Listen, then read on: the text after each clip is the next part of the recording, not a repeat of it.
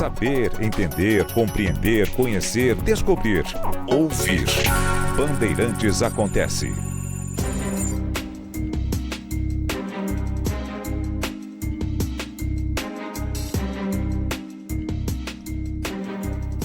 Tivemos mais um capítulo da história lá no Supremo Tribunal Federal a respeito de uma situação dos aposentados que, na verdade, teria um impacto ínfimo, como ficou demonstrado, aliás, na exposição feita pelo Roberto Barroso, presidente do Supremo Tribunal Federal. E o Supremo julgou, esse que é um tema que afeta aposentados em todo o país, mas, repito, numa proporção que não é significativa. São aqueles que começaram a contribuir para o INSS, para a aposentadoria, antes do Plano Real, portanto, antes de 1994, mas só se aposentaram depois de 1999. Então eles já contribuíam. Não importa se na década de 70, 80, quando começaram a contribuir, mas antes do Plano Real. E se aposentaram depois de 99, quando o Fernando Henrique aprovou uma reforma da Previdência com as chamadas regras de transição para essas pessoas e tirou da cartola um golpe muito bem elaborado que reduziu o valor das aposentadorias e reduziu a expectativa que havia antes de ter uma aposentadoria com vencimentos mais próximos, proporcionalmente mais próximos daquilo que foi a contribuição do trabalhador. O fator previdenciário foi um golpe tirado da cartola no governo Fernando Henrique. Não por ele, mas com a aprovação dele e do Congresso. E na sexta-feira passada, o Supremo formou maioria para rejeitar 2 recursos que permitem que esses aposentados descartem essas regras de transição lá de 1999 e possam aderir à chamada regra definitiva, caso entendam que isso será vantajoso. Para alguns seria, para outros não seria. É a tal revisão da vida toda, porque poderia, em tese, levar a novos cálculos dos benefícios que já foram pagos. E quando o Supremo se posicionou a primeira vez sobre o assunto, ele concordou com essa regra. Ele concordou com a revisão da vida toda. Ele concordou que isso é constitucional, que é o que cabe ao Supremo. O Supremo não tem de discutir efeitos financeiros, econômicos, sociais, a não ser que os efeitos financeiros, econômicos, sociais representem ou cumprimento ou descumprimento de princípios constitucionais, de direitos estabelecidos pela Constituição. E aí, o Supremo disse não, está tudo certo com a revisão da vida toda. É constitucional. Não há nenhum impedimento na Constituição a essa revisão, que, repito, alcançaria poucos aposentados, em termos relativos, né? Poucos. E lembrando que muitos dos que teriam direito não iriam exercer esse direito porque, feitas as contas, chegariam à conclusão de que não seria vantajoso. Mas, quando o assunto se cristalizou, se materializou, passou a ser uma possibilidade legal, tanto o governo Bolsonaro quanto o governo Lula, um depois do outro, pois, se agitaram. E ambos, tanto Bolsonaro quanto depois Lula, questionaram a mudança perante o Supremo. E o argumento é tão pueril que eles tiveram de inventar um número. Disseram que a revisão da vida toda poderia gerar impacto de até 480 bilhões de reais nas contas públicas. E ainda, de que houve uma mudança de moeda com o real. E, portanto, o cálculo poderia levar a distorções. Esse segundo argumento é um sofisma. Não, fica complicado. Não tem nada de complicado. Nada de complicado. Todo mundo conhece os mecanismos de conversão e, portanto, é possível fazer o caminho inverso para calcular em reais contribuições que foram feitas em cruzados, cruzeiros, cruzeiro novo, cruzado novo, até porque só pessoas com início da contribuição antes de 94, porém que se aposentaram só depois de 99 e, portanto, quando o real já estava valendo há tempos, já era a moeda vigente há tempos, então não haveria dificuldade nenhuma. Então o segundo argumento é um sofisma. O primeiro é uma mentira. Essa história de que o impacto poderia ser de 480 bilhões de reais é mentirosa, essa conta. Esse argumento é mentiroso. Bom, o Luiz Roberto Barroso, claro, presidiu a sessão, fez um breve resumo e disse que há hoje 3 grupos para o INSS. E que apenas um desses grupos seria impactado pela decisão. Apenas um desses grupos. O que já mostra que, proporcionalmente, não é um número expressivo. Pela explicação de Barroso, o primeiro grupo é aquele formado por quem se aposentou até 28 de novembro de 99, data da sanção da reforma da Previdência no governo Fernando Henrique. Eles já estavam aposentados. Então, para eles, nada mudou, nada mudará. O cálculo da aposentadoria para esses que se aposentaram até 28 de novembro de 99, que receberam o direito à aposentadoria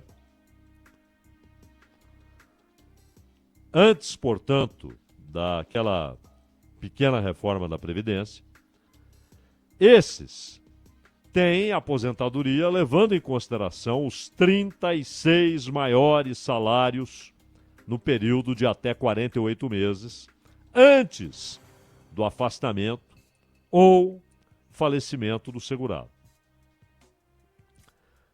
O segundo grupo são as pessoas que começaram a contribuir depois dessa reforma. Portanto, aqueles que se aposentaram no dia 29 de novembro de 99 ou depois disso. Por que 29? Dia posterior à sanção da reforma. Esse grupo faz parte da chamada regra definitiva, porque eles entraram depois que as mudanças foram implementadas. Então fica um grupo, que é o terceiro, que já recolhia antes de 94 e só se aposentou depois de 99. Para aqueles que se aposentaram depois de 99 ou que começaram a contribuir depois de 99, já sob os efeitos da reforma, como é que é o cálculo? Contabiliza os 80 maiores salários de toda a vida do trabalhador, já sob o real, a nova moeda. E o terceiro grupo é esse, sujeito à chamada regra de transição.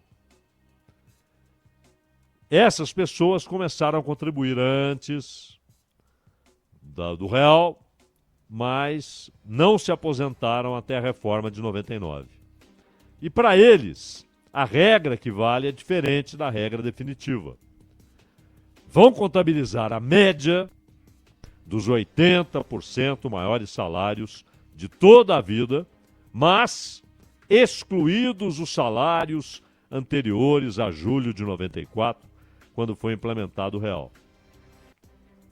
É um grupo pequeno, até porque, mesmo dentro desse grupo, há muitos que antes do Plano Real, eles ainda eram contribuintes novatos e ainda tinham salários baixos, estavam em início de carreira.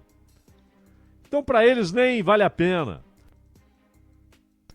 optar por essa mudança. Então, seria um grupo realmente restrito. E é grotesco que o governo Bolsonaro e o governo Lula tenham falado em 480 bilhões de reais em impacto. É uma mentira. Esses aposentados alegam perdas. Aqueles que fizeram o cálculo e viram que perdem.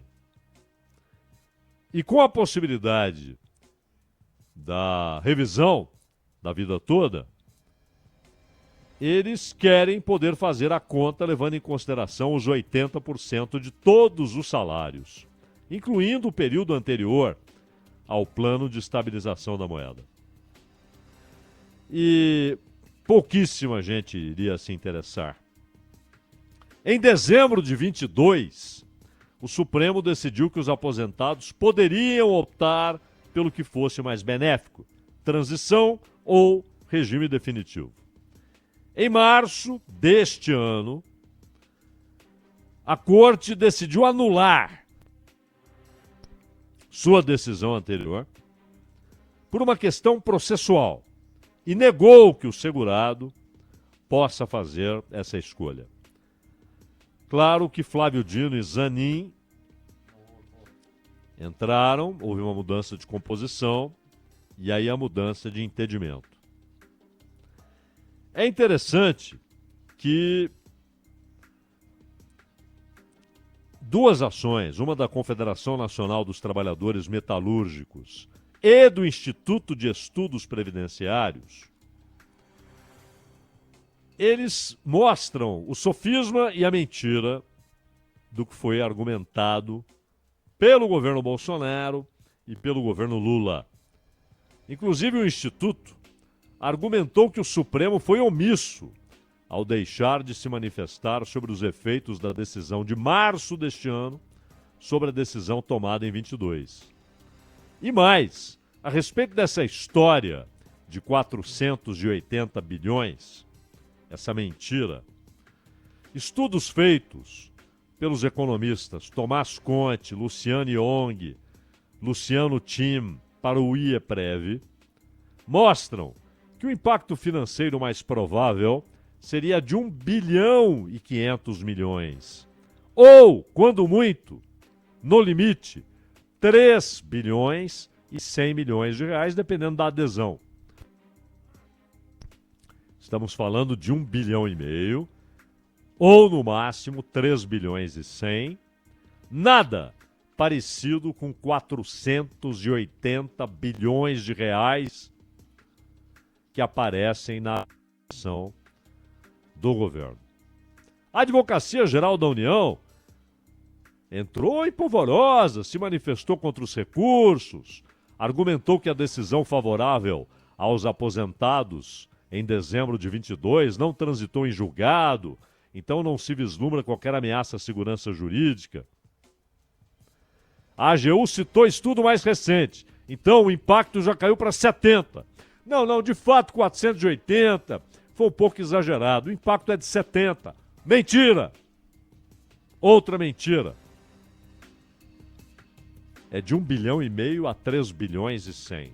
Nada de 70 e, obviamente, é ridículo falar em 480 bilhões. A própria Advocacia Geral da União mostrou que esse número era uma fantasia macabra para assustar a sociedade e o Supremo.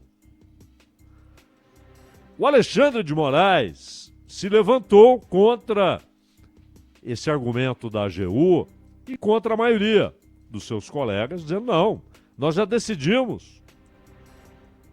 Não há por que modificarmos a decisão tomada em dezembro de 22, porque ali nós olhamos se a Constituição foi ferida ou não. Com a revisão de vida toda. E constatamos que não. A Constituição permite essa revisão. Como o impacto é pequeno, pouca gente, de fato, escolheria essa revisão, é importante notar, sobretudo, que é mais uma decisão contra os trabalhadores, os da ativa, os aposentados, aqueles que ainda estão na ativa, não se aposentaram, mas perderam a possibilidade desse recálculo. Mas é mais uma de inúmeras decisões tomadas pelo Supremo contra os trabalhadores. O Supremo tem aprofundado a péssima reforma trabalhista, uma reforma que arrancou direitos dos trabalhadores. Uma reforma que passou por cima de conquistas históricas dos trabalhadores. Não foram presentinhos do Estado, não foram agrados feitos aos trabalhadores, foram conquistas, lutas imensas. E a reforma atropelou, e depois veio a reforma previdenciária, que, por exemplo, colocou na Constituição o roubo contra pensionistas. Os pensionistas, as viúvas, foram atacados num direito elementar. Direito estabelecido em um contrato entre o trabalhador e a Previdência. É um contrato. A pensão não é um presentinho, benesse do Estado. É a devolução, em parte, durante algum tempo, porque as pessoas nessa situação normalmente já estão na fase derradeira. O fato é que pensionistas foram assaltados em seus direitos e em seu dinheiro. Aposentados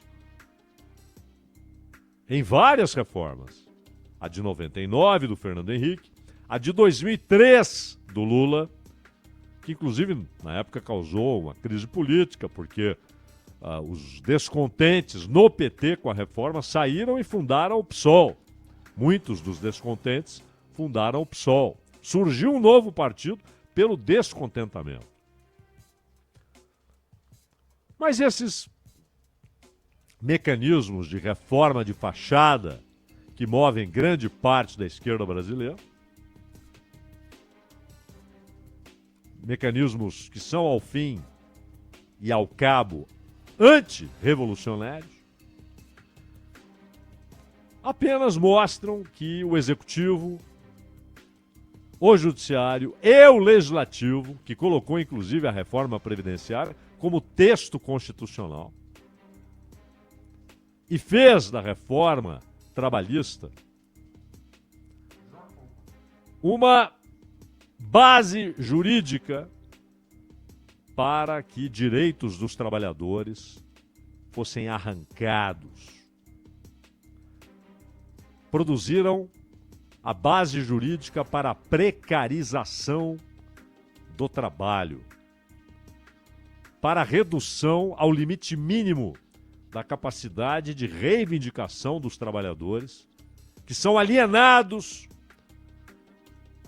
da riqueza que produzem, são alienados da riqueza que produzem e têm direito apenas ao pagamento pela sua força de trabalho.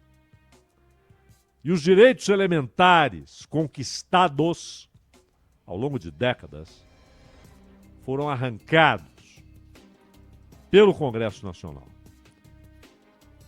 E isso tem sido aprofundado no Supremo, inclusive com ataques à Justiça do Trabalho e às decisões da Justiça do Trabalho. Enfim, nenhuma novidade. O Estado não é neutro. O Estado tem um lado, meu caro Cristiano Panvec.